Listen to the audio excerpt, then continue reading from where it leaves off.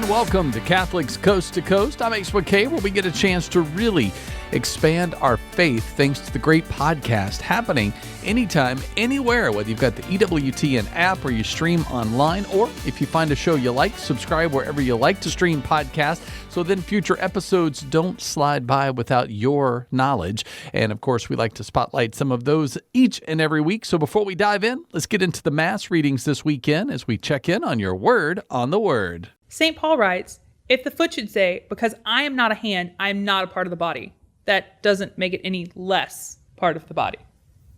Because a foot's a foot and a hand is a hand? Right. But there's more to it than that, and the readings ahead.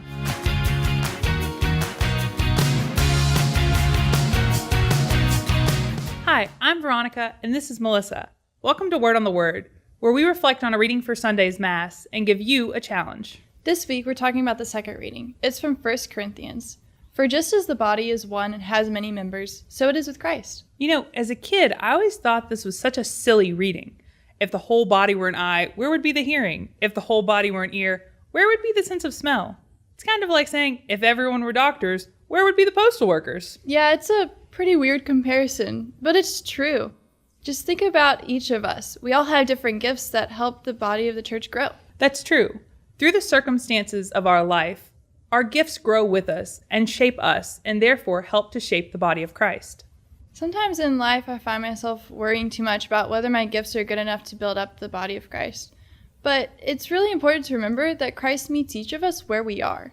Right. So I think a good challenge this week would be to ask God how you can better yourself for Him, and pray that others have the strength to do the will of God. And we'll see you here next week. Bye. Toodles. Great reflections in a Jubilee year. If you want more of Word on the Word, easy to find when you search at EWTN.com/podcast or wherever you like to stream your favorites. Just search Word on the Word for future readings. That way you know more of what's happening before you enter into Mass. I am Ace McKay with Catholics Coast to Coast. This week, we've got the Catholic Conversation, where we're hearing about a new book called Building a Wholesome Family in a Broken World. Steve and Becky helped to explore the beauty of family life and what this book can do. So let's check in on the Catholic Conversation with this week's Catholics Coast to Coast. Greetings in Christ, everybody, and welcome to the Catholic Conversation. I am Steve Green, Director of Holy Family Institute of Catholic Faith and Life, and I am the Cradle Catholic. And I'm Becky Green. I'm the Director of the Green Homeschooling Institute and everything else in our lives. I'm the convert to the faith. Welcome to everyone to this new year. We are still in this first month kicking off 2025. Hope all your New Year's resolutions you're holding fast to them. I don't think I even made New Year's resolutions this year. I'm trying to think. I made a New Year's resolution to sit down and make out some New Year's resolutions. Yes, which I haven't kept that resolution yet, but it's hard. But I still have 360-ish days, so who knows? We'll see.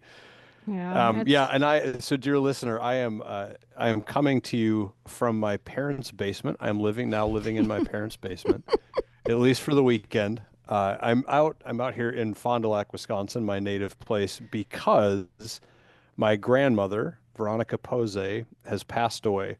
She was 100 years old. She's the Catholic matriarch of our family. Because of her and her marriage to my granddad, there are 121 people who exist because of that blessed union, and the Catholic faith has been passed down through the generations as well. Just a great. We'll miss her, of course, but this is really one of those passings which is a cause for rejoicing. And so, so the family is gathering. At least representatives are winging or wheeling their way in to Wisconsin from all over the United States. And so, we've got a big crew here already. They're upstairs. I don't know if they'll come through as I'm speaking to you here or conducting our interview, but there's a crew upstairs which are putting together like photo montage boards for Grandma's funeral. So like the grandkids are all my generation, but they've got kids. So there's also a bunch of great grandkids running around up there and fighting over trucks, and just it's a beautiful thing. Then tonight we're all going to convene at my cousin Vanessa's house and just fellowship and eat and drink and reminisce about Oma, as we called her. So just the beauty of the gift of an authentic faithful Catholic marriage, fruitful and faithful, which has borne so much fruit and been such a blessing to so many. And when you have the opportunity to be together in a time like this, it reiterates and underscores the profound blessing of being part of a family which has embraced its Catholic identity and its Catholic faith, which has been generous in its response to life and the openness to the gift of children. And then, of course, just sitting here with family, we realize too that, of course, our family then goes out into the world and affects other people's families too, as people meet other people and get married and start families of their own. So yeah, just a beautiful community, a beautiful opportunity, mourning, but also rejoicing Grandma's passing.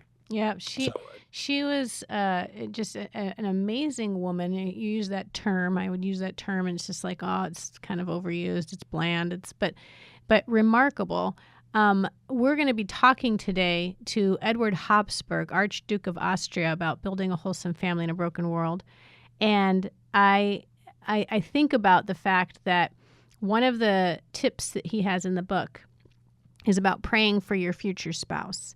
Mm-hmm. And we implemented that, praying for our children's future spouses very early on, thanks to your grandmother and to your mother, because they were doing that. And that was one of the first things that I learned when I kind of got introduced into this wonderful group of people and became a member of this family, was that to like reflect on and contemplate the fact that I had been prayed for by somebody I did not know for years before I actually met them and became a part of that family. That was very profound for me, very poignant. And I just have such gratitude to your grandmother, because I know that her prayers probably spared me at certain points. They probably directed me to zig rather than zag, and go right rather than left, and make a decision that was, better and more in my interest than not, because there was some grace that was poured out that came directly from those prayers of a woman who would be responsible for these generations to come, and the transmission of the faith, which I think is just so key. It's so it's so unusual in our culture today to have a family where so many of the people are continuing to practice their faith, and they're handing it on to their children. And you see that in your family. And I'm just so blessed to be a part of it. And it's such a blessing that you all can be there. I wish we all could be there to celebrate Oma and to pray for her and pray that she is receiving her eternal reward, and to just give thanks for the gifts that she poured out. And now, of course, we go to her for her intercessory prayer, which will be even more powerful from where she's at. So I'm glad you can be there, honey, even though it means that we are having this conversation many, many miles away from one another. We can still do this thanks to technology, and we can still welcome our guest today. And this is just a perfect context for talking to Edward Habsburg about his new book, Building a Wholesome Family in a Broken World, because that's the experience that I'm having here, and the experience that, of course, you and I are blessed to have in the midst of so many other wonderful Catholic families who are doing exactly that, striving to build wholesome Catholic families in what is, of course, a very broken world. So, dear listeners, stay right where you are. We're going to be back for a really fun conversation with Archduke Edward of Austria here on the Catholic Conversation. See you in a minute. This episode of The Catholic Conversation is made possible by Notre Dame Federal Credit Union. Where you bank does matter. And welcome back to The Catholic Conversation. I am Steve Green, the Cradle Catholic, here with my lovely wife, Becky, the convert, and we're thrilled to be joined again by Archduke Edward Habsburg. He, of course, is the ambassador to the Holy See from Hungary, and one of the Austro-Hungarian Habsburgs. We've had him on the show before, and we're thrilled to discover that his daughter Teresa is a fan of the podcast. That made us officially an international institution, which we had never even in our wildest dreams thought we would be. So thank you to Teresa, and of course, thank you, Edward, for joining us. Great to have you with us again. Thank you very much for having me on the show. I'm looking forward. So the new book is Building a Wholesome Family in a Broken World. And the book we spoke with you last time was The Habsburg Way, in which you detailed sort of some of the family, the principles and the founding values of the Habsburg family down through the ages, and then specifically, of course, in your own time and in your own family. This book takes up some of that, but it also is taking a look at a question that I think is pressing for a lot of Catholics the world over right now, and that is, how do we live Catholic marriage and Catholic family life in an authentic way and in a healthy way and in a fruitful way in a world which is sadly more and more out of touch with our Catholic understanding of marriage and family life, which is in some cases even increasingly hostile to the very idea. First of all, maybe just begin with what was your inspiration to write this particular book, The Building a Wholesome Family in a Broken World? Well, if you look at the first two points in the Habsburg way, my former book, and compare it to the first two rules to find a good spouse, you will see that there are links between the two books. But this one is a bit of a different beast. While the first was mostly a book trying to help people get to know the Habsburgs, their most important family members, and most of all, the principles that led us through the centuries. And some of that having also an importance today. The second one is really something of a starter kit for people looking for a good spouse, people thinking about starting a family, engaged people freshly married.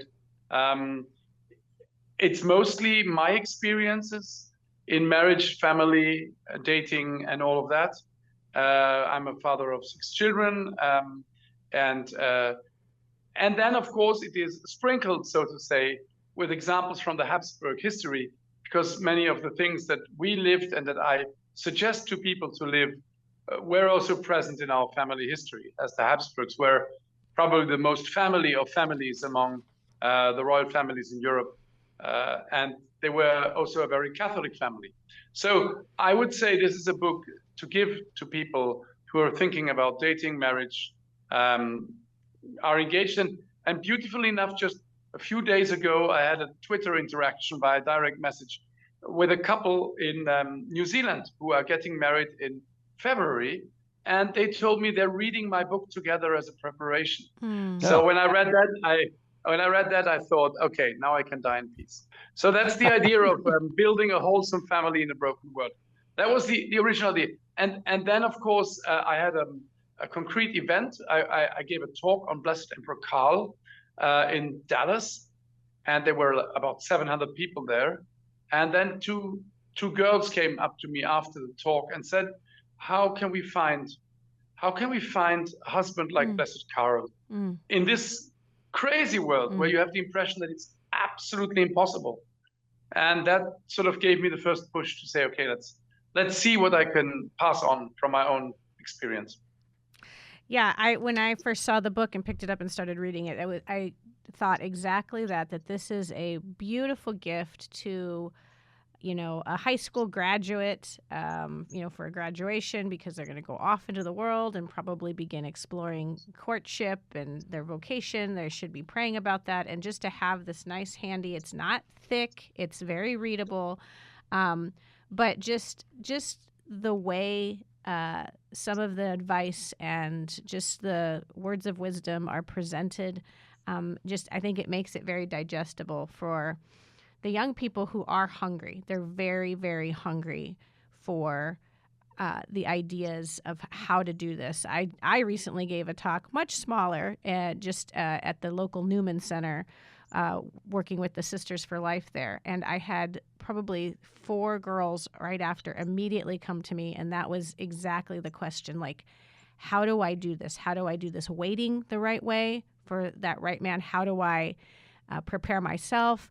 How do I know when I meet somebody that this is the person that I should be exploring a relationship and family and marriage and all of that? It's just, and you could just see it in their eyes. There was almost a desperation because they wanted to do it right. And I think that's such a beautiful testament to there is a longing, and I think there is a refreshing rejuvenation in young people of, okay, we may not have seen this in our families, but we want to start something new going forward, and we want to, and it really is not new. It's as timeless as your family can attest to here with how they have lived out these truths. So you open the book, though, with this question of what is a family?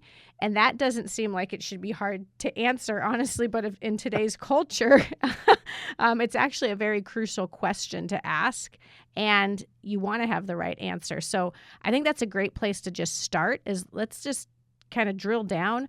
When we're talking about family, this is the fundamental cell. This is everything society is built on. Take that up, because that's how you open the book, and I think that's the right way to do it. When Pope Francis came and visited Hungary, and he was in a private meeting with my Prime Minister Viktor Orban and his Deputy Prime Minister and Cardinal Parolin, our Prime Minister began talking about that we are strongly trying to encourage family, and we try to fight gender ideology. And Pope Francis leaned forwards and said, family is father, mother, and children, nothing else.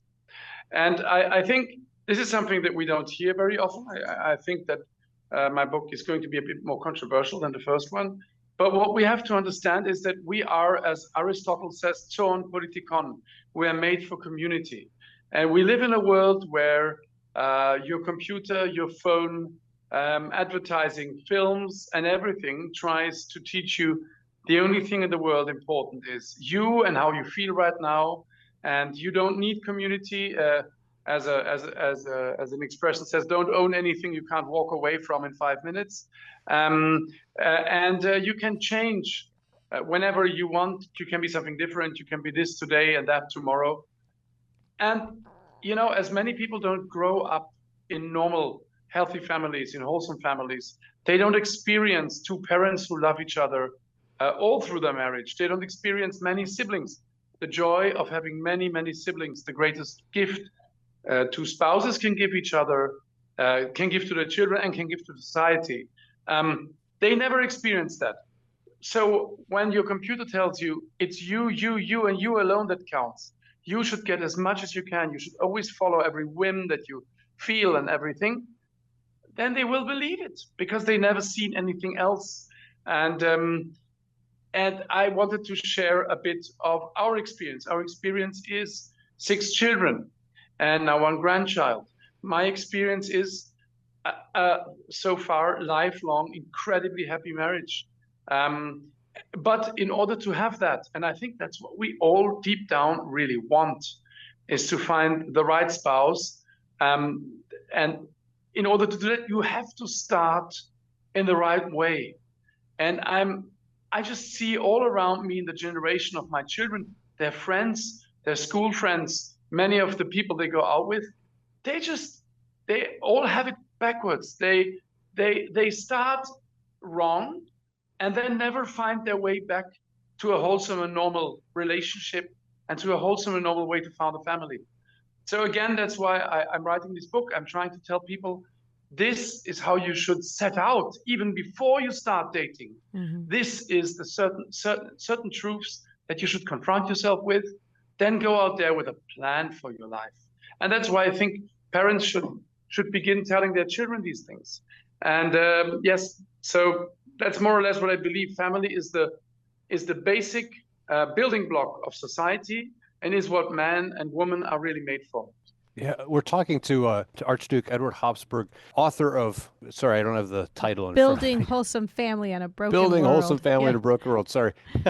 Dear listener, you can't see this, but I'm coming to you from my parents' basement in Fond du Lac, Wisconsin, where we have gathered to mourn, but really to celebrate the passing of the Catholic matriarch of my family, my grandmother, Veronica Pose, who passed away at 100 years of age.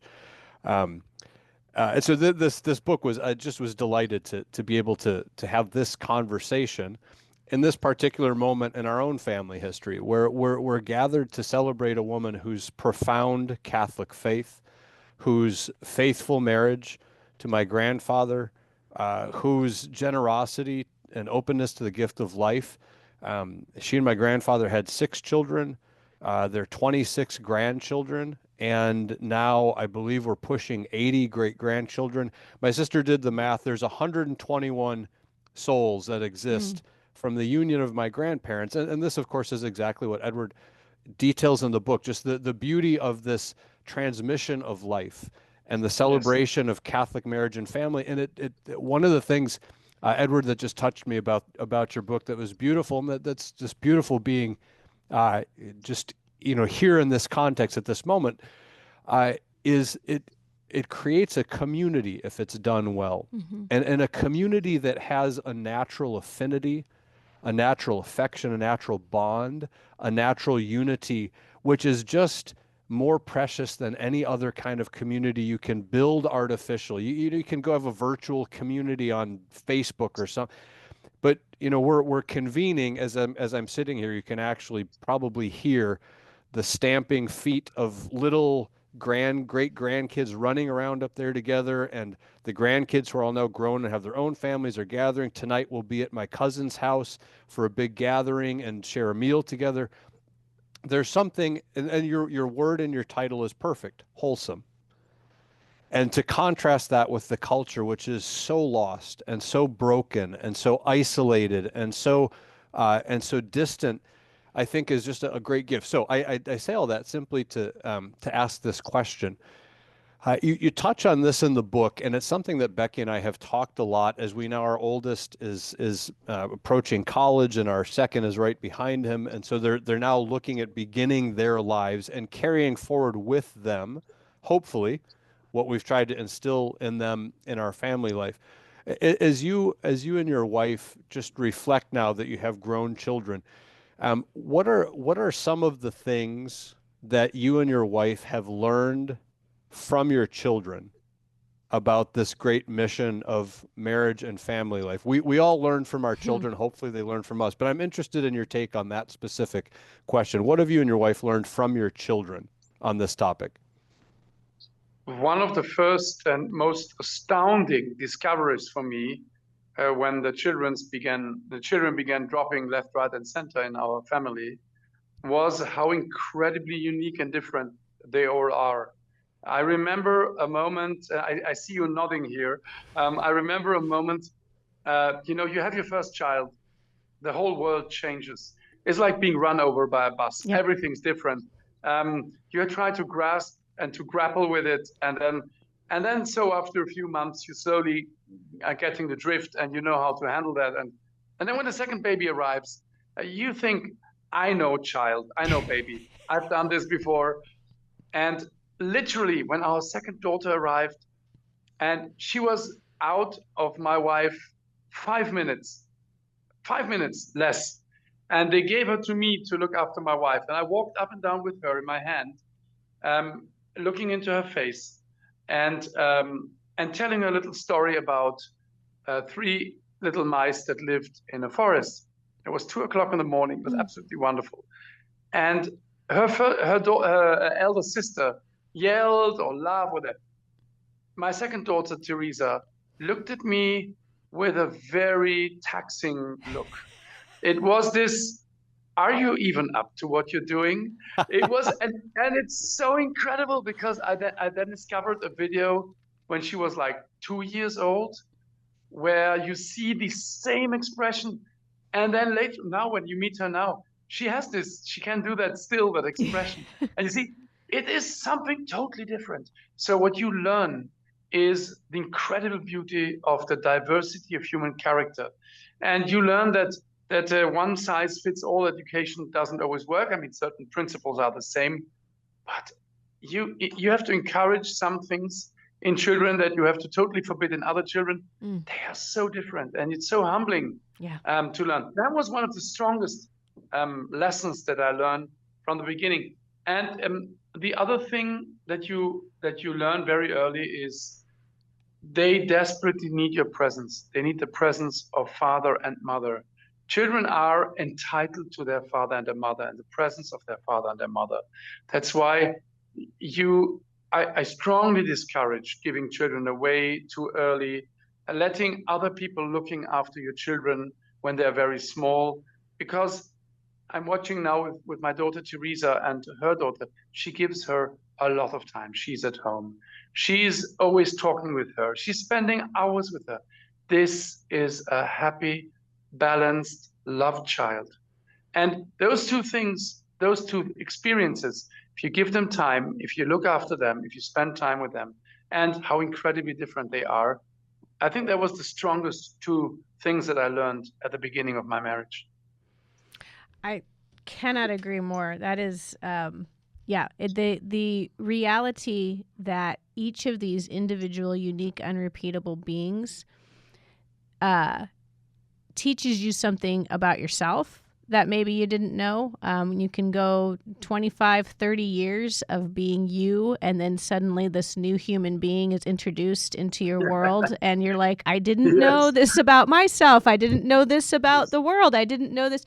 It's so beautiful. And you made the point there just now that with each of them, as you're raising children, as you're learning how to be husband and wife, you recognize that you may have had all these plans. Steve and I always joke, we were way better parents before we were parents, because the idea of what we had of how we were going to do things and how we would, set these rules and have these standards and all of that. And then you get introduced to just the different challenges and unique strengths and weaknesses of these individuals with their unique souls. And you have to adjust and pivot and learn a new way to be in relationship and to hopefully form and forge, all of the things that are important and the truths that you want to impart on them. But there's all these different things that you have to discover about how you're going to do that. And I think that's that interesting balance, in that every single family is its own unique cell, like that has never existed before and will never exist again. The dynamic between you and your wife and your 6 children and their interactions with one another is unique to the Habsburgs and our family as well, even though there are these timeless truths that we're trying to impart and share and hand down. And so that to me is always a big challenge, because on one hand, there are these absolutes of what we're sharing with them, of what it means to be a man and a woman and a father and a mother, and what a family is and what marriage is and what our mission as Catholics are. And on the other hand, everybody is so different and unique in how they perceive the world and their challenges and their weaknesses and their strengths. And you have to reconcile that. And I'm interested because from your perspective,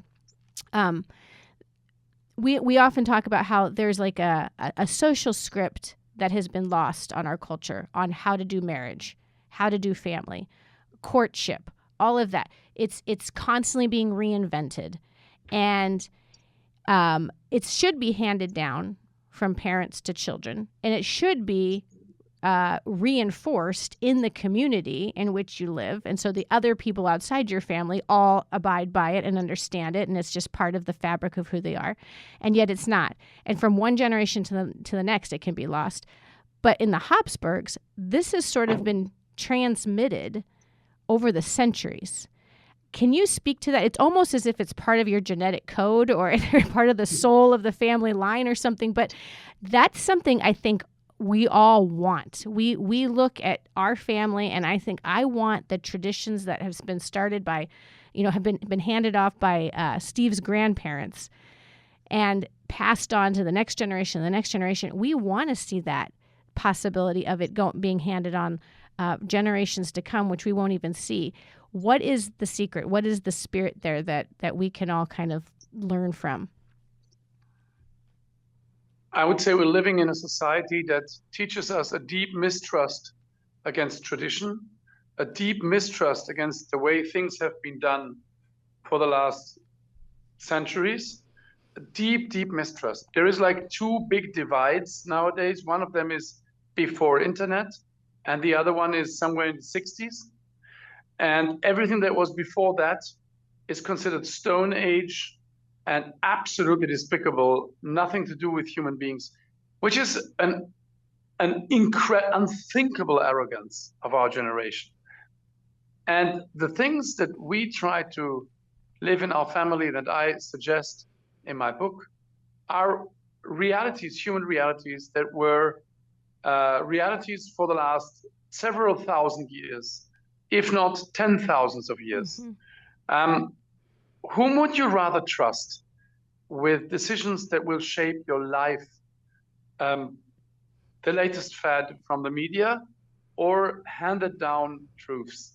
And handed down truths, our family was the family that lived family most of all. The Habsburgs were always Catholic, and they always had lots of children. They were a big family. It was normal to have 10, 12, 15, 16, 18 children in a family. You married some of them off for political reasons. That was part of the game. But it was normal to grow up in a large family. And all the Habsburgs that went out and then married other people brought this idea with them. And you're absolutely right in that we have handed down principles, handed down ideas that I try to explain a few in the book. How to pass on values, how to pass on faith, how to pass on everything from how to celebrate Christmas, how to make a dancing and music show for your parents, which books to read, and all of that has gone lost. And the other thing is, of course, people nowadays don't expect their marriage to last, which is absolutely horrible. There is nothing greater than to know that the person that I'm marrying shares my faith and shares the very serious knowledge that what I'm doing here is for life. I'm going to open myself totally and defenselessly up to somebody who will stand by me in good times, in bad times, in illness, in beauty, in everything. And that is so wonderful, but people never get the chance.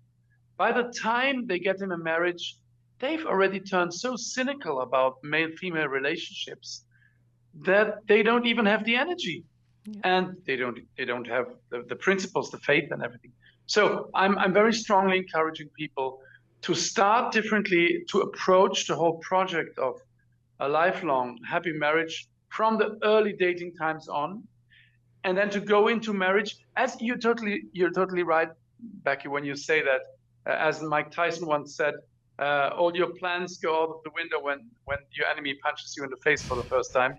And or as I think Churchill said, brilliant planning doesn't survive the first enemy contact. That's true. When a child comes, you come with all your highfalutin ideas, and they go out of the window because of the reality of what you have in front of you.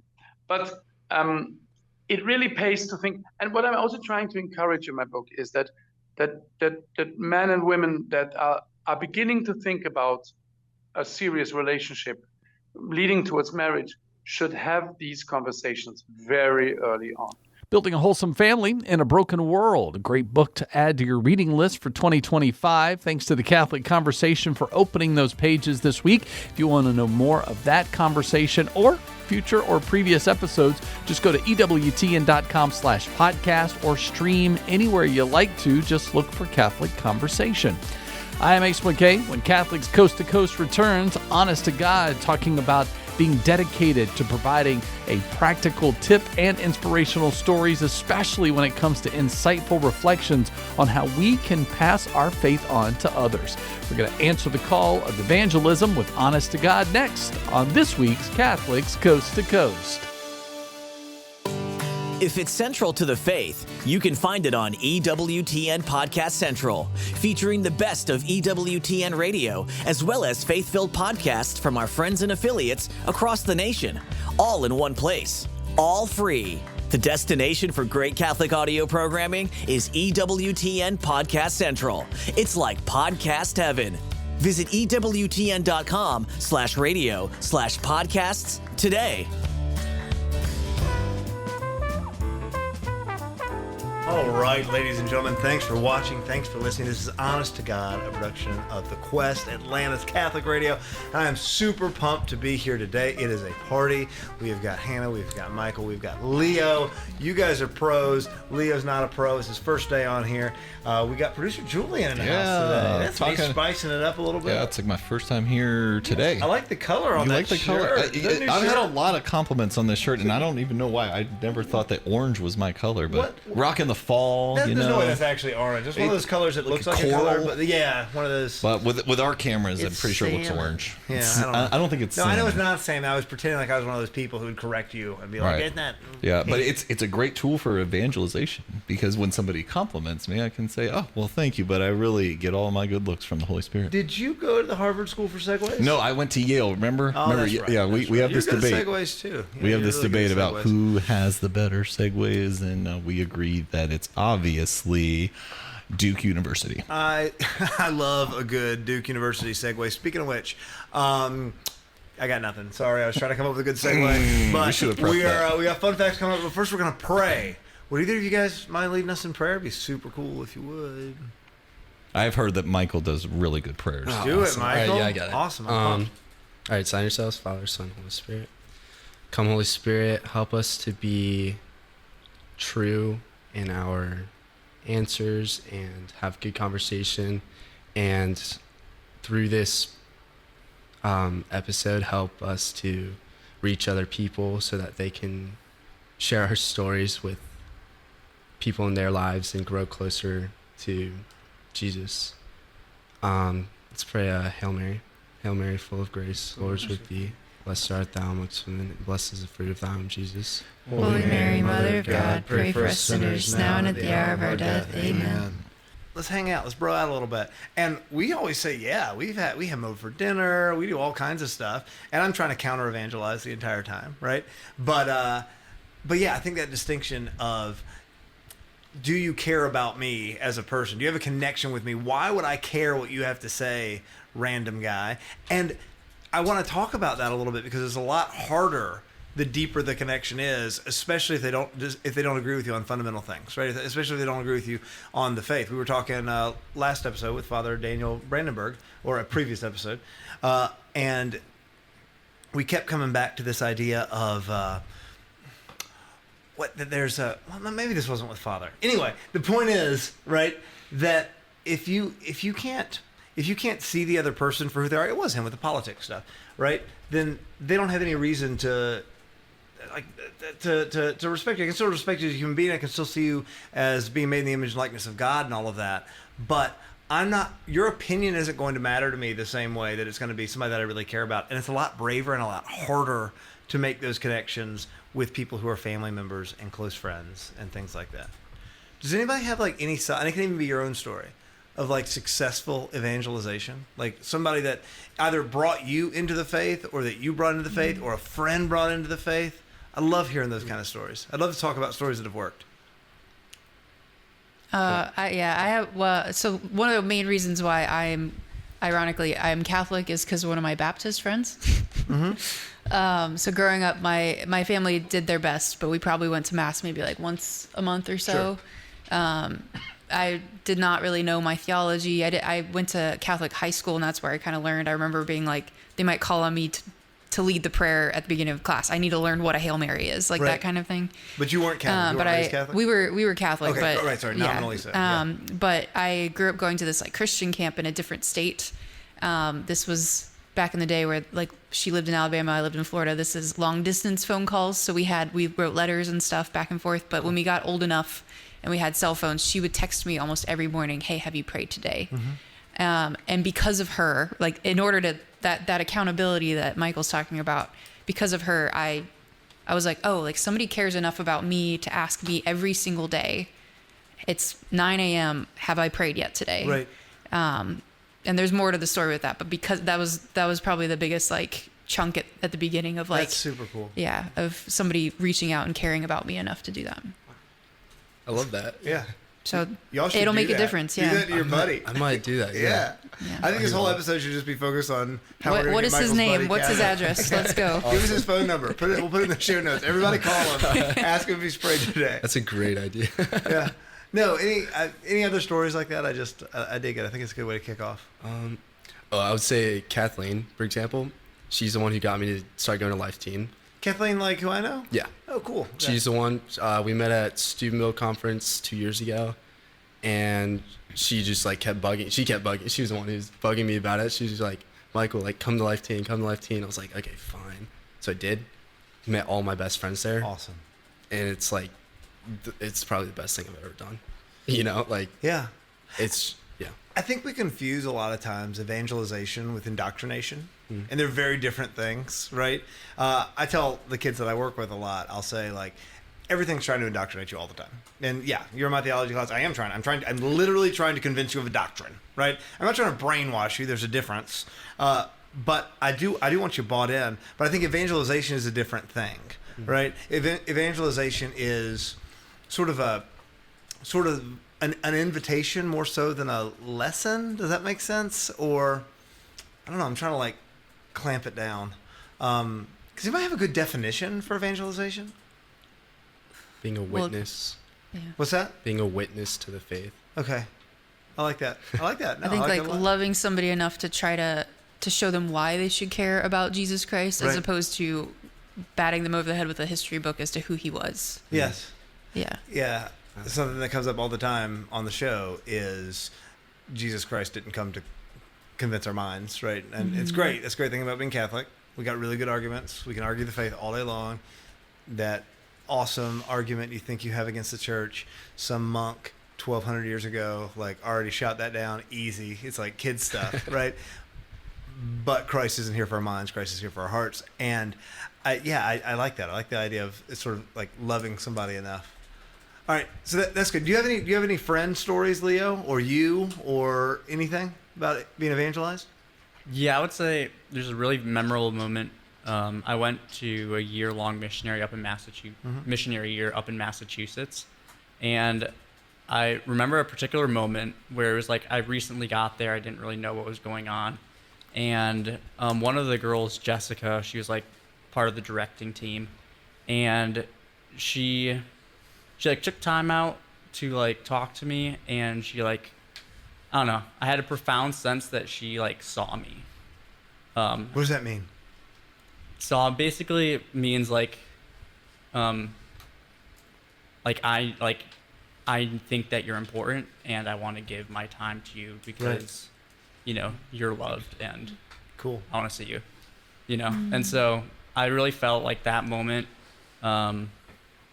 like she truly knew like who I was, in the sense of just like I'm a human being and like beloved by God, and she wanted to experience like what I said in relation to who I was. Yeah, that's beautiful, but I feel like I'm so bad at that. I don't know how would I ever do that? That's a real question. I have no idea. You know what I mean? Because I think that's right. I think the best way you can evangelize somebody is being like, hey, I see you, and you are worthy, and you have dignity, and you are a son of God and a prince of heaven, right? You mean something. You matter, right? You do. All that is true, right? But I think that's really hard to sort of convey to other people. Maybe I suck at it, and you guys are all awesome, and everyone you meet on the street, you're doing that too. But yeah, I don't know. How can I grow in that? How can we do that better with people? Well, I also feel like it's not like us exactly. It's like God. So like, I think just like making a really big effort to pay attention to someone, and like, you know that they are a child of God, and so pay attention to them, pay attention and just try to love them, and God will show that to them in time. That's huge. Or whenever he wants.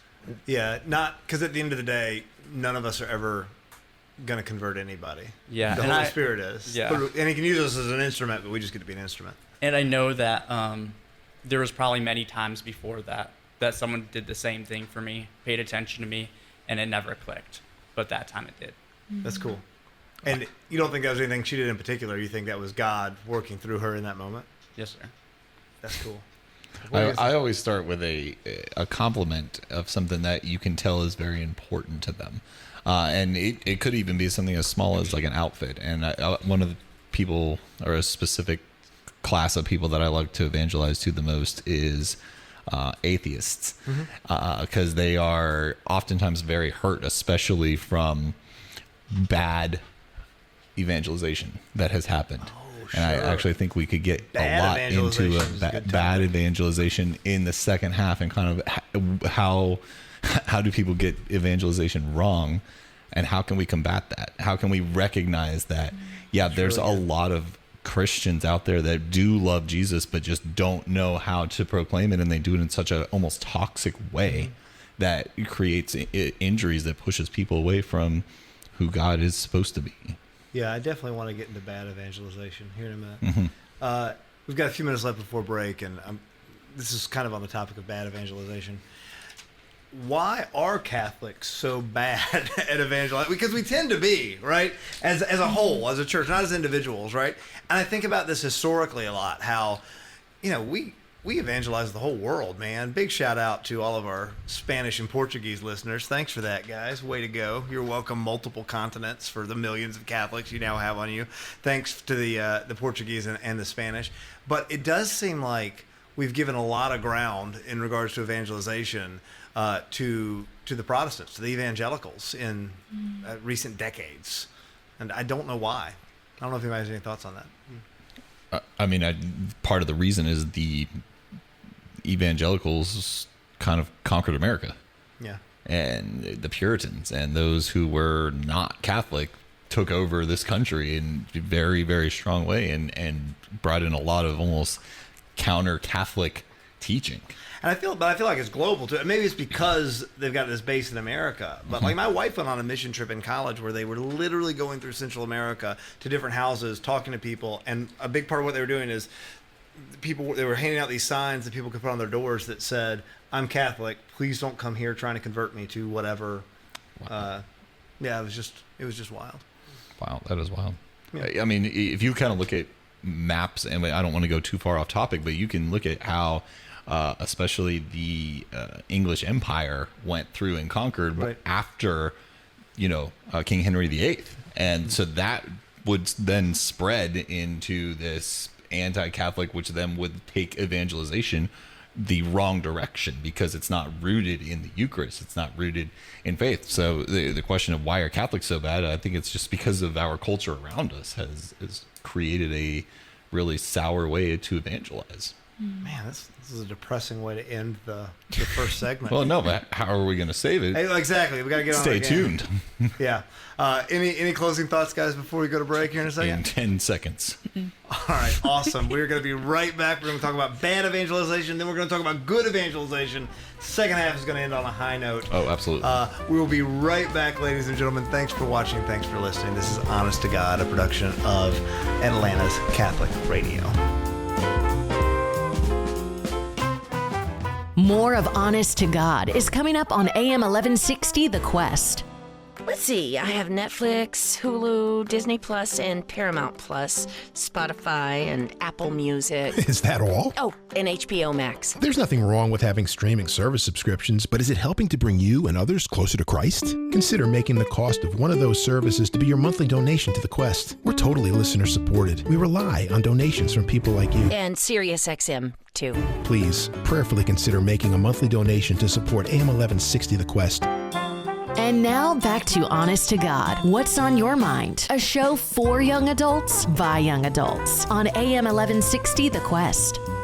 All right, ladies and gentlemen, we are back. Thanks for watching. Thanks for listening. This is Honest to God, a production of The Quest, Atlanta's Catholic Radio. We are still rocking and rolling with Hannah and Michael and Leo. Producer Julian's in the house. Pushing buttons as usual. Good to see you, brother. Show notes Benny, an infinite void of that which is and isn't to my right, is making everyone uncomfortable. But man, those show notes are getting written, and we appreciate him for it, whether he's there or not. All right. This episode we're talking about evangelization, and we last left off on a fairly somber note, talking about bad evangelization.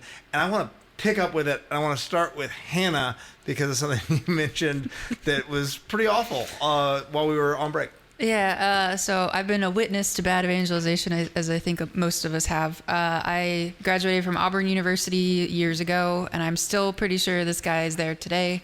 But there used to be huge steps outside the library. I think now there's a building there.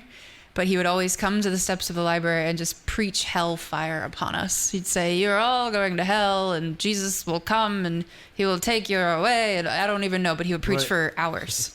And so the library is kind of an integral place to be on a college campus. So luckily there's a back entrance to the library. So we would text each other, go, "Oh, the preacher's out again." And we would purposefully avoid And I'm like, I am very strong in my faith. And I'm like, I don't want anything to do with this man. Right. I feel like there's something wrong there. What do you think he's trying to accomplish? Or what do you think those kinds of people are trying to accomplish? They get a lot of press. Yeah. I don't know what percentage they are. Yeah, I mean, in a different vein, there was a different organization on campus that would hand out just the New Testament with the Psalms on it. Right. And that one would, like, they would just shove it in your hand. You're like, well, I don't want to throw this away. It's Right. the Word of God.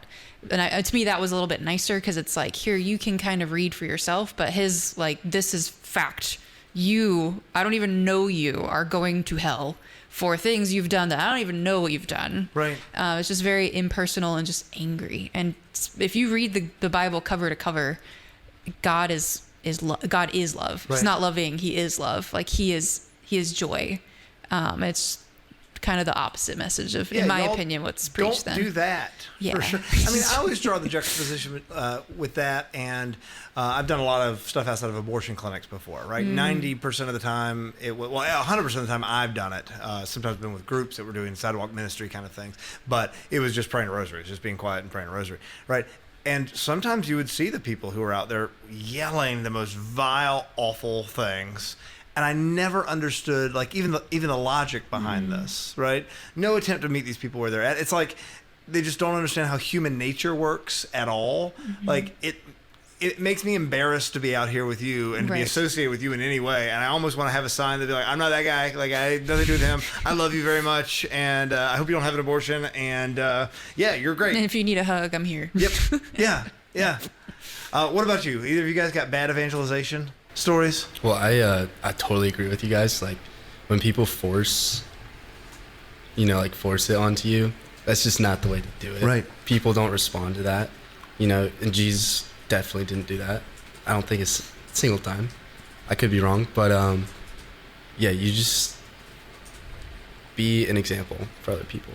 Yeah, I think there's, I guess, less obnoxious ways of doing that are still bad, where you have people who are just insist on, hey, let me come and like you stranger in public, let me come pray over you, like sort of that hyper aggressive whatever. And I think those people, a lot of times, their heart's in the right place, but once again, that's obviously not how you reach anybody. As someone who takes his faith very seriously, I'm super uncomfortable. Even if I would love for you to pray for me, man. That'd be great. I need the prayers 100%. But man, if you could not touch me, that would be killer. Yeah. What about you, Leo? Bad evangelization. I'm gonna talk about more of like why I think like those type of evangelizations are bad. Sure. I think a lot of times, especially with like, you were saying the guy like screaming, I just think that it's like very judgy, and I think like judgment like really puts people off, especially if it's something about faith, right? Where like you're passionate about, and if someone judges you, like that's done. You're done game right there. Yeah, that's what I would say. And like, I would say like bringing joy to every situation is like the way to go, Well, and the meeting people where they're at thing is so big. We were talking before the break about sort of historical Catholicism as it was branching out across the world. There's a great story, and I want to say it was a French Jesuit missionary, but where he's in Africa, like uncontacted Africa in the 1800s, right?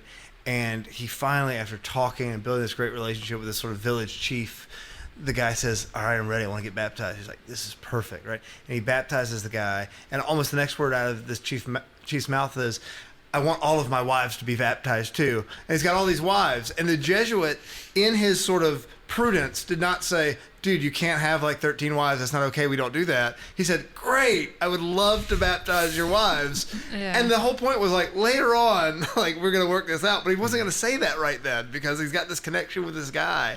And I don't know. I don't think that that's something we're coming in contact with specifically too often, polygamists, tribal leaders. But I think that there's a lot that comes from that story that we need to understand. Answering the call to evangelize. You want more of Honest to God? Easy to find at Podcast Central when you go to EWTN.com/podcast. And then, of course, make sure you like, subscribe, and even share for people so that they can also grow in their faith this week.